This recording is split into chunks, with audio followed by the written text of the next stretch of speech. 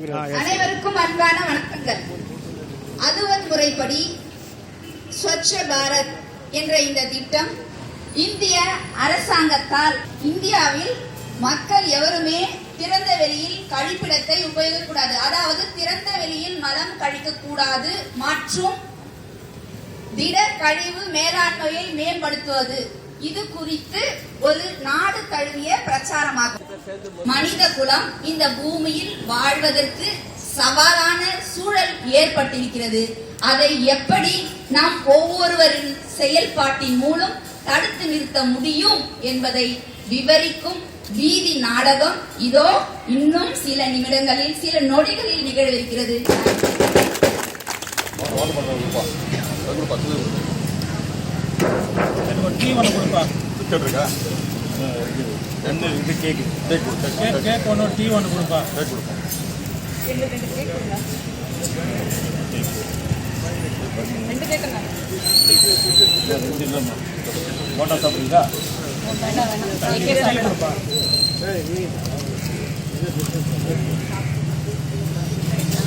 எல்லோருக்கும் ஒரு அறிவிப்பு. பிளாஸ்டிக் பையை கண்டிப்பாக பயன்படுத்தாதீர்கள். மக்கும் குப்பை, மக்கா குப்பை என்று பிரித்தெடுத்து போடுங்கள். பிளாஸ்டிக் பைக்கு நோ சொல்லுங்கள். பிளாஸ்டிக் பையை அறவே உபயோகிக்காதீர்கள். இதை போன்று கண்டிப்பாக பிளாஸ்டிக் பையை உபயோகிக்கவே வேண்டாம். பேப்பர் கப்ல தாங்க சார், பிளாஸ்டிக் வேணாமா? நம்ம சாப்பிட்டா பேப்பர் போட்டு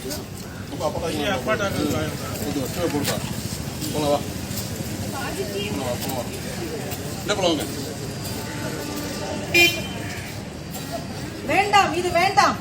ஏங்க இது பேப்பர் கப்புங்க. பிளாஸ்டிக் கப்பும் வேண்டாம், இந்த கப்பும் வேண்டாம். பேப்பர் கப்ல என்னங்க இருக்குது? இது எங்க பிளாஸ்டிக் இருக்குதுல? முன்காலத்துல எப்படி பண்ணாங்க? எல்லா கடையிலயும் ஒரு கிளாஸ் டம்ளர் இருக்கும். அதையே இப்பயும் ஏன் கொண்டு வரக்கூடாது நீங்க? ஏன் இந்த பேப்பர் கப்ல ஒரு மெழுகு இருக்கு தெரியுமா? இந்த மாதிரி சுட சுட போடச்சே, அது உள்ள போறச்சே உங்களுக்கு எவ்வளவு தீங்கு விளைவிக்கும். அத்தனையும் கெடுதி தெரியுமா உங்களுக்கு? சரி, வேற என்னதான் பண்றது? அதுக்குதான் நனைஞ்சிடுமே, அது நனையாததால அதுல மெழுகு. அதுக்கு என்கிட்ட ஒரு ஐடியா இருக்கு. இந்த மாதிரி ஸ்டீல் டம்ளர் வந்து எல்லாரும் ஒரு ஸ்டீல் டம்ளர் கையில வச்சுக்கோங்க. இந்த ஸ்டீல் டம்ளர்ல தான் உபயோகிக்கணும். இந்த ஸ்டீல் டம்ளர் நீங்க கொண்டு போறதுக்கு கூச்சமா இருந்தா, இப்போ ஒரு புதுசா இந்த ஃபோல்டபிள் டம்ளர் வந்திருக்கு. இத வாங்கி எல்லாரும் ஹேண்ட்பேக்குள்ள வச்சுக்கலாம். காட்டுங்க பார்க்கலாம். நல்லா இருக்கு. இனிமே நம்ம இதிலே குடிப்போம். நீங்களே இத மாதிரி வாங்குங்க. இனிமே இதுல தான் நாங்க வந்து குடிப்போம். நீங்க வந்து பேப்பரோ பிளாஸ்டிக் கொடுத்து நாங்க சாப்பிட மாட்டோம், சரிங்களா? தண்ணி குடிக்கிறத சொன்னம்மா, டீ வேற எதாவது போயிடாது. சரி, டீ தான் சாப்பிட முடியல, டிஃபனாவது சாப்பிடலாம் சார். எங்களுக்கு 2 டிஃபன் பார்சல் தாங்க சார். சார் பிளாஸ்டிக் ஒரு வேணாம் சார், அலுமினியம் ஃபாயில் தாங்க.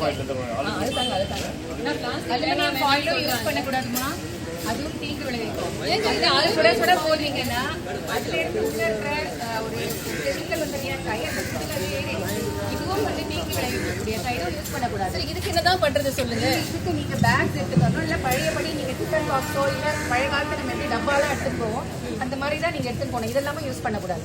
அப்ப இதுவும் கெடுதலா? ஆமா, குடிக்க முடியல, சாப்பிட முடியல. பேசாம காய் வாங்கிட்டு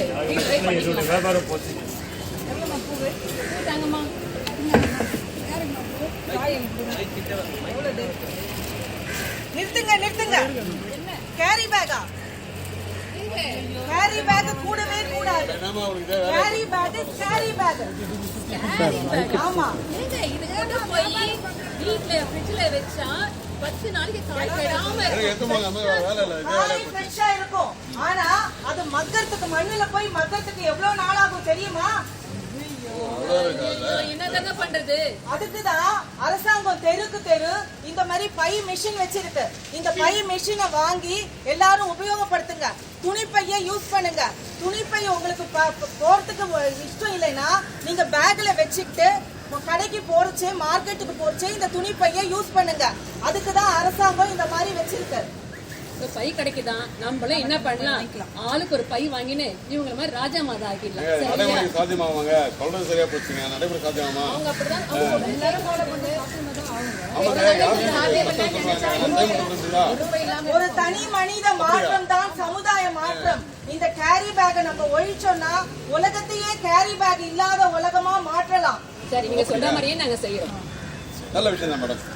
நம்ம எல்லாம் கிளியர் பண்ணலாம் வாப்பா. நம்ம கிளியர் பண்ணலாமா? ரைட். நிறுத்துங்க. இது என்ன இது தெரியுமா? என்ன மேடம்? இது கத்தி கபடா இதெல்லாம் இருக்கு இங்க. இதனால அந்த துப்புரவு பணியாளர்கள் கைய பாருங்க எப்படி வெட்டிக்கிட்டாங்க பாருங்க. உள்ள போட போறது.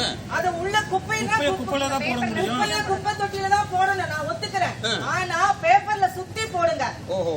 இல்லாட்டி அவங்க கதி தான் எல்லாருக்கும். மனுஷனா மதிங்க. இல்லாட்டி அந்த ஜீவராசிகள் நாய் பூனை ஜீவராசிகளும் அதை சாப்பிடுது. அத பேப்பர்ல போட்டு சுத்தி அதை இருக்கு பாருங்க. பேப்பர்ல சுத்தி குப்பையில போடுங்க. அவங்களும் ஒரு மனுஷனா மதிங்க எல்லாரும்.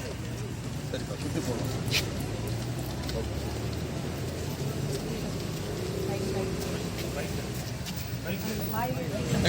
பைக் எடுப்பா, வண்டியில போலாம். பைக் எடுப்பலாம். வண்டியில இருந்து அடிக்கடி சிங்கிள் யூஸ்க்கு இந்த மாதிரி நீங்க வண்டி யூஸ் பண்றதை நீங்க அவாய்ட் பண்ணலாம்.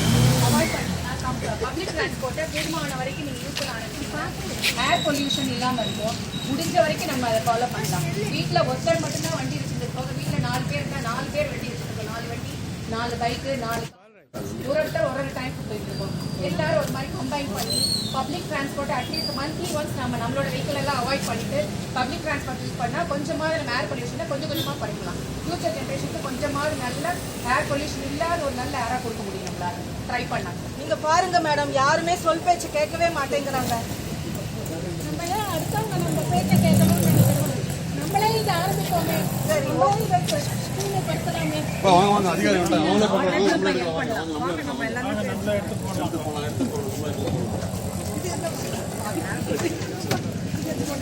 மகன் குப்பை மகாத குப்பை பிரித்து பாடுங்கப்பா.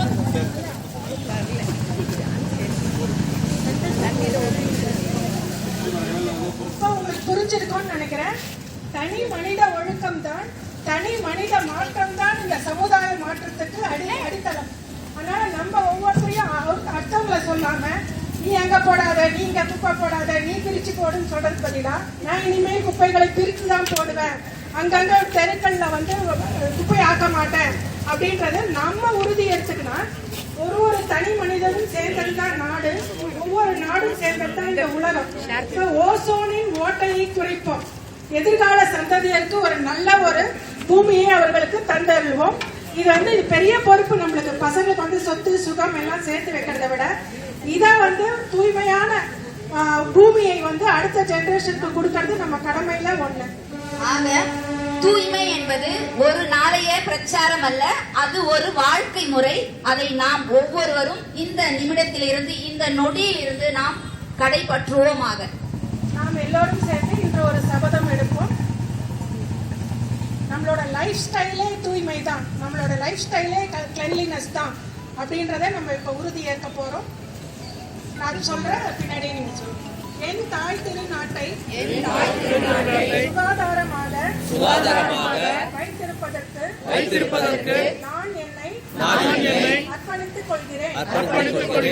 என் தாய் திருநாட்டை தூய்மைப்படுத்தும் பணிக்காக வாரத்தில் 2 மணி நேரம் என்ற அடிப்படையில் ஆண்டுக்கு 100 மணி நேரத்தை அர்ப்பணிப்பேன் என்று உறுதி கூறுகிறேன்.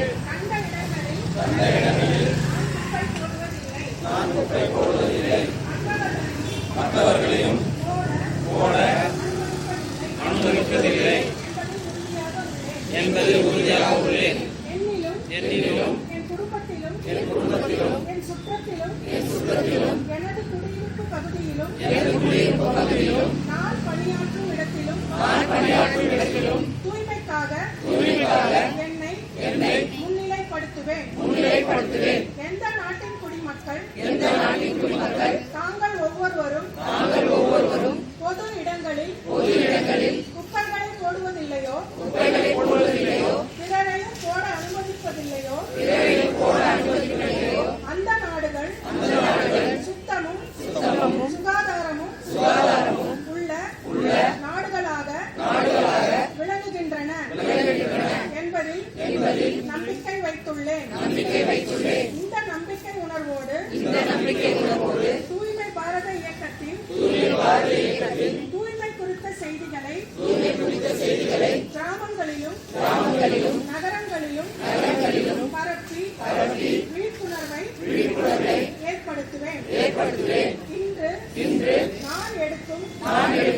இந்த உறுதிமொழியை மேலும் 100 நபர்களையாவது உளமாற உறுதி எடுத்துக் கொள்ள ஊக்குவிப்பேன். என் தாய் திருநாட்டை சுத்தம் செய்வதற்காக 100 மணி நேரத்தை அவர்களும் அர்ப்பணித்திட ஊக்குவிப்பேன்.